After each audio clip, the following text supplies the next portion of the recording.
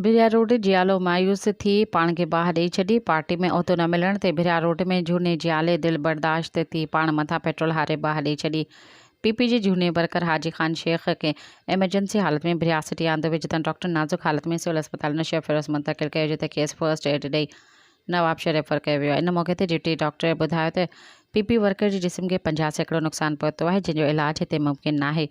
उन पीपी जाले हाजी ख़ान शेख मीडिया खे ॿुधायो त नई तंज़ीम साज़ी में उहिदो न ॾिनो वियो। पुराणो वर्कर आहियां, ज़ुल्फ़िकार अली भुट्टो जे दौर खां पार्टी में आहियां, सॼी ज़िंदगीअ में कुझु बि न मिलियो, जंहिं सबबु बुख ऐं बदहाली वटि ज़िंदगी गुज़ारिया पियो। हाणे त पार्टी उहिदो बि खसे वरितो आहे जेको नए चूंडियल बॉडी में बि नाहे ॾिनो वियो। अहिड़ी ज़्यादतीअ सबबु एहतजाजनि पाण ते पेट्रोल हारे बाहि ॾिनी आहे।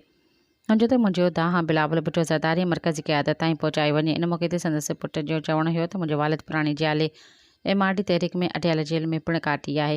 ॿिए पासे सोशल मीडिया ते वायरल थी रहियो आहे त हाजी ख़ान शेख कुझु वक़्त खां ज़िले पार्टी क़यादत खां नाराज़ हुयो ऐं हीअ पार्टी खे अल्टीमेटम पिणु ॾेई चुको हो, पर कंहिं बि पीपल्स पार्टी जे MPA या MN तोड़ी ज़िले क़यादत खेसि राब्तो न कयो ऐं जंहिं सबबु हुन मायूस थी अहिड़ो इंतिहाई क़दम खयो आहे। सब्सक्राइब कयो अवामी न्यूज़ HD खे ऐं ताज़ा तरीन ख़बरुनि लाइ ॾिसंदा रहो अवामी न्यूज़ HD।